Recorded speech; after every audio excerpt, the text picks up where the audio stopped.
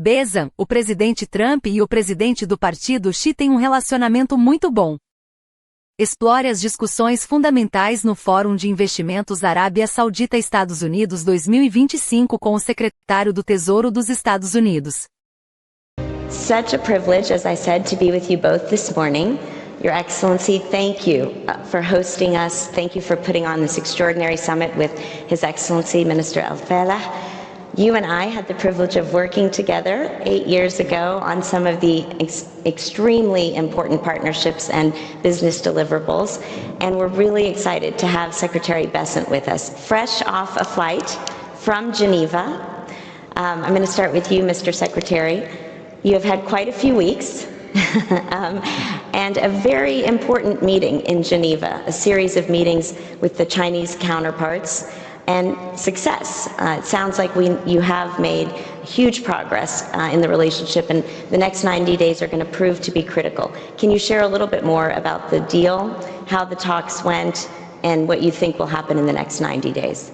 Good. Well, thank you, Dina, Excellency. First of all, I'm going to say it's wonderful to be here. I have a long history with the kingdom. The governor of South Carolina, where I'm from, John West, was the ambassador to the kingdom under President Jimmy Carter. He was a close family friend, so I grew up hearing stories about the kingdom as a child. And then my first proper job in New York City was working for the Oleon group. I have a long history with Saudi. And before we go on too, I do want to have a hat tip to our moderator here. Dina Powell is the personification of the perfect internal and external public and private person in the United States. Thank you. Her family moved from the Middle East to Texas. She attended the University of Texas. She's had a major role in the first Trump administration, and for now, she's on the outside. So. Thank you. I'm honored. Thank you, Mr. Secretary. I really appreciate that. Thank you. Thank you so much. And yes, so we had a very active dialogue in Geneva this weekend. It was very constructive. Both sides came with a clear agenda, but shared interest. We had great mutual respect. And I think what we were able to establish as President Trump and the administration began the tariff program, we had a plan, we had a process, and what we did not have with the Chinese was a mechanism. So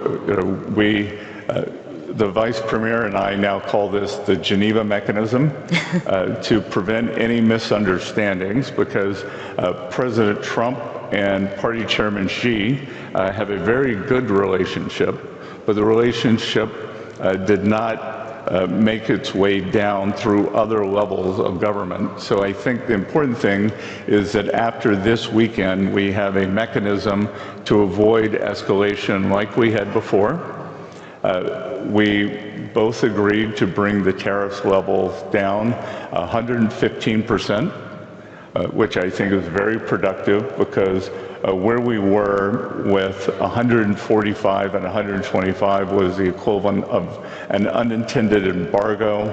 That is not healthy for the two largest economies in the world. It is not healthy for the rest of the world.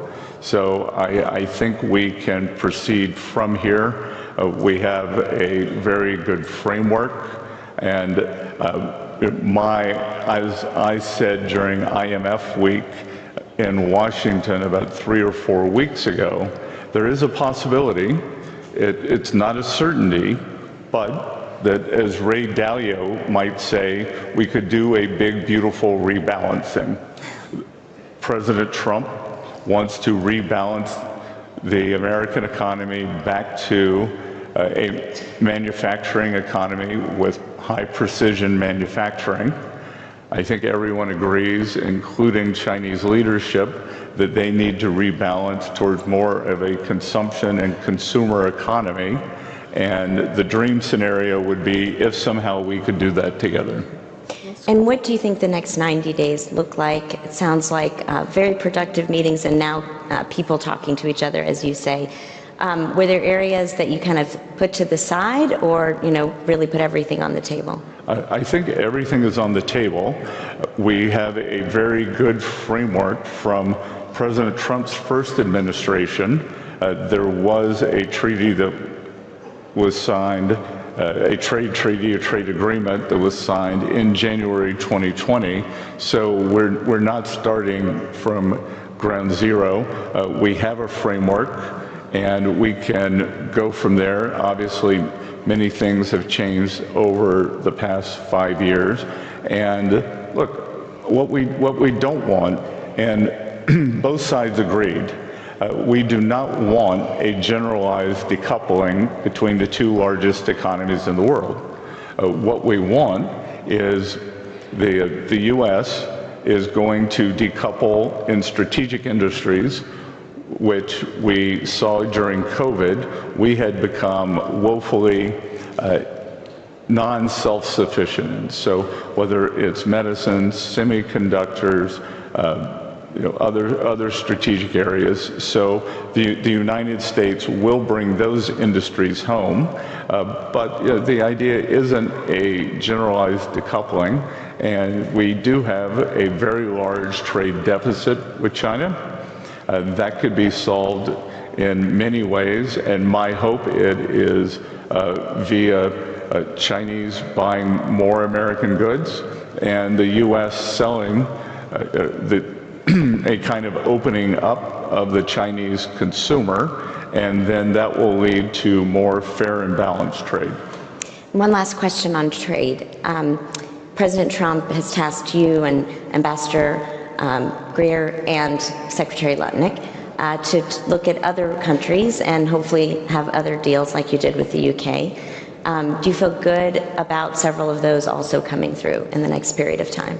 Yes, so I've been focused on the Asia deals, of which obviously China is the largest. We've had very productive discussions with Japan. South Korea is going through a governmental change, but before they went into the election cycle, the South Koreans came with very good proposals. Indonesia, who's a large trading partner, has been very forthcoming. The island of Taiwan has presented very good proposal. Thailand, so things on my side of the world, things are going very well. I think the U.S. and Europe may be a bit slower. My personal belief is Europe may have a collective action problem, that the Italians want something that's different than the French, but I'm sure at the end of the day, we will reach a satisfactory conclusion. Great, thank you. So Your Excellency, we were talking backstage about 2017, when really not many people in the world had heard about Vision 2030. And in 8 pretty short years, it's really remarkable to see all that the kingdom has done in social, economic, and political reform. You have been a key leader in diversifying the Saudi economy, in bringing investment here to the kingdom. Give us sort of, in your view, the status of Vision 2030 and the unique partnership between our two economies. Well, thank you very much, and thank you, Mr. Secretary, for being here and for really insightful thoughts. Before I answer the question, I just wanted to comment on His Excellency's comments. In Washington, I actually pushed His Excellency a little bit more than what I would usually in the IMFC meetings. And actually, there was a lot of wisdom in the room. There was really, it gave me a lot of hope, and I actually spoke about it publicly, saying that what I've heard in Washington, and particularly from His Excellency, gives me a lot of confidence that the world is not as in a chaos or in a difficult situation as a lot of people are seeing it. I think there is a plan, and hopefully we will see a resolution, and we started seeing this. So thank you, Mr. Secretary. And Dina, thank you also for all the support that you provided to the relationship. The Saudi-US relationship is, as His Excellency Khalid Farah mentioned, is 92 plus years old, and it gets stronger and stronger every year. And if you just look at the amount of investments from Saudi in the US, it's really significant compared to the size of an economy like Saudi Arabia. It's way, actually multiple folds of any other nation, i.e. any other nation we invest in. And the same the other way. There are a lot of investments from the US in Saudi Arabia, and particularly since the start of Saudi Vision 2030, we have seen actually a significant pickup. Saudi Vision 2030, and I'm sure a lot of the attendees here are aware of what Saudi Vision 2030, but in brief, it's really a long-term vision, a North Star, that actually for the last 7-8 years drove significant part of the society, if not all part of the society, towards one goal, which is transforming this nation economically, socially, and financially to a more sustainable path. We were significantly reliant on one commodity for an extended period of time, which was basically so volatile. So you have the booms and busts in the economic cycles depending on where the oil price is, and that was not sustainable. So when you have a leadership that actually sets a very clear vision, mobilize the nation behind it, people of Saudi Arabia then really owns it, and they see that actually this is their vision, this is their country, this is their transformation. That's what happened. What happened in the last 7-8 years is incredible in a lot of ways. And I'll give just a few examples. I mean, if you look at some of the very difficult structural changes that requires quite an extended period of time, private investment as a percentage of GDP. I mean, this is a structural anchor in any economy, and to shift it, to increase it, takes really ages and decades sometimes. We had a more than 50% growth in the private sector investment as a percentage of GDP, from 16, short of 16 to about 23% now. That is significant. Mm-hmm. This is a long-term investment. The capital formation is significant. Unemployment, we have in the last quarter the lowest unemployment in Saudi history ever, 3.5%. And amongst the nationals, amongst the Saudis, we have achieved our target for 2030 last quarter, which is 7%. Women empowerment is significant. So bringing half of your society to the productive part of the economy is significant, and that drove a serious change. You know, moving from 17% of women participation in the workforce to 36% is a serious structural change. I could go on, but if you look at even just, I'll leave you with one note in the tourism, which basically then connects to mobility and logistics, etc. Tourism, we had a target of 100 million visits as per the Tourism International Organization for 2030. We achieved that 2 years ago, simply because there were a lot of attractions in Saudi, and then the nationals did not have to travel abroad. They then had significant expansion of local tourism in addition to inbound tourism. So a lot is happening. In the context of, I mean, just reminded by our discussion backstage, And a few weeks back, when we met in Miami,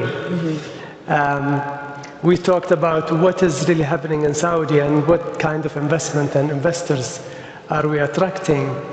And we touched on the family offices. Families and founders. And that is significant. And I think having that kind of discussion and just showcasing what is happening in Saudi Arabia to the individuals in the US is critical. And I think it's an area where we are focusing on. His Excellency Khalid Al, I think, touched on some of this in his speech. You know, it's so interesting because most of the capital so far has been institutional in nature. And we're seeing at BDG and MSD Partners a number of our families eager to come to the kingdom, eager to actually work with the Oleon family and the Saudi families here as well. So that there is this shift that I'm seeing, or not a shift, maybe an addition of capital, Mr. Secretary, you, most of your life, were an investor. And in fact, you were known as one of the greatest investors of your generation. You saw a few global trends before other people did, made some big bets. Part of that definition means you know how to manage volatile markets. You recently said we should be prepared for some bumpiness as we try to reimagine the US economy. And there are three pillars you have talked about, which is reimagining trade, enacting the tax cuts that President Trump started in 2017, and deregulation. Can you just talk a little bit more about those three? Yes, and I would also say, just to reiterate, the strength of the U.S.-Saudi relationship, that I believe it was my second or third day at my desk, I went around the world, and my first two calls in the evening was to the finance minister in Tokyo. Then the following morning was to His Excellency. So that shows the priorities of the U.S. government. This will be President Trump's first trip. This would have been President Trump's first trip abroad, if not for the death of the Pope. This will be his first state visit. What we are attempting to do in the U.S. is to further create it as the world's premier investment destination. And the Trump economic agenda really consists of three parts. Thus far, we have seen trade, which has gotten most of the publicity, and President Trump wants to reorder the U.S. engagement with other countries. And I will tell you that the tariffs, the non-tariff trade barriers, currency manipulation, and subsidies of labor and capital are coming down quickly. So I am optimistic that on trade, we could actually see more frictionless trade globally. The second part of the agenda, which is moving better than I would have expected, and as a newcomer to Washington, I would say that it was my highest level of anxiety, was the tax bill. The 2017 Tax Cuts and Jobs Act was not passed until December, just before Christmas of President Trump's first year. I believe that we will have it passed this summer, and we will make the 2017 Tax Cuts and Jobs Act permanent. We will add more features that are very friendly to capital. We're going to bring back 100% expensing. If you build a factory, in the U.S., you can expense it immediately.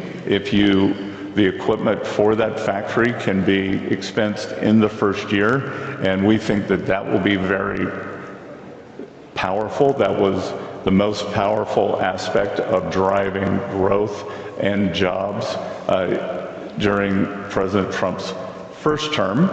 And I believe that the permanence, so we will no longer be talking about tax cuts.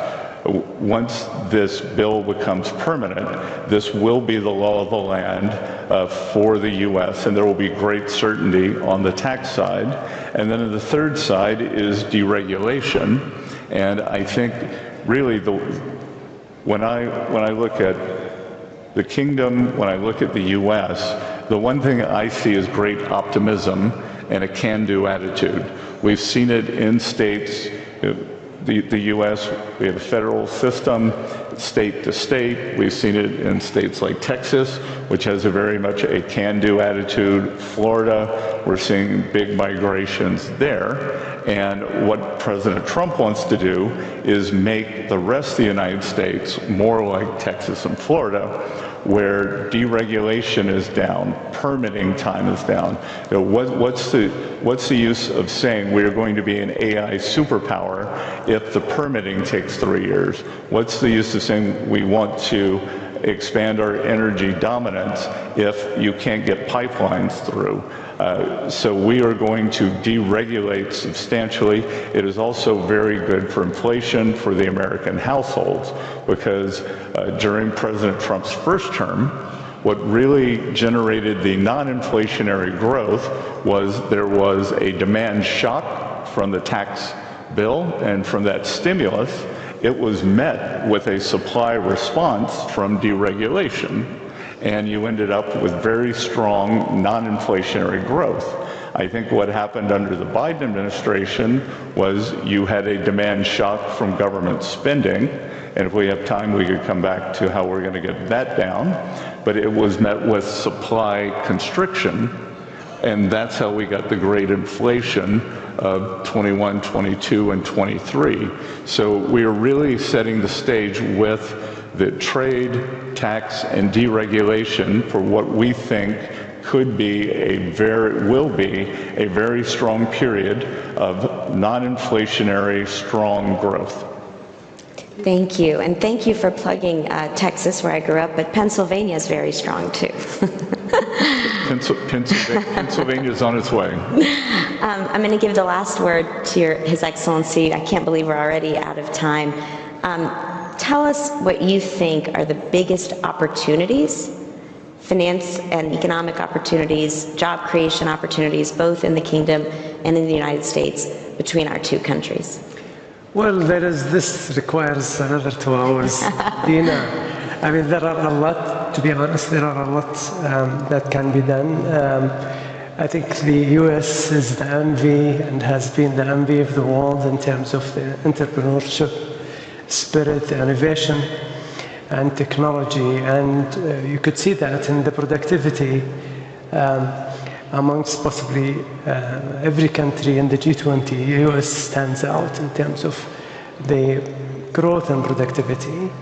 That's an area where we are focusing on and trying to see where we can actually utilize that kind of expertise in the US to fuel the Saudi economy. We have, as few international commentators said, that this is possibly a very bright spot in the internet. If you look at the international map in terms of where the growth is, it's a young population, it's a technology-savvy population, it's a government that is willing to move, it's a government that does not have an ego to change when they think things are not moving in the right direction, and very agile.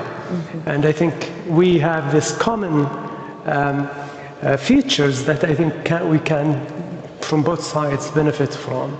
I would encourage, seriously, I would encourage investors who are not familiar with what is happening in Saudi to actually just have that opportunity to come and visit Saudi Arabia, meet with the Saudi investors and even the young population, to see how really very much positive thinking driven this population is. Terrific. Thank you. Thank you both so much for an excellent panel and for starting off the summit so well. We're so grateful. Thank you. Thank you.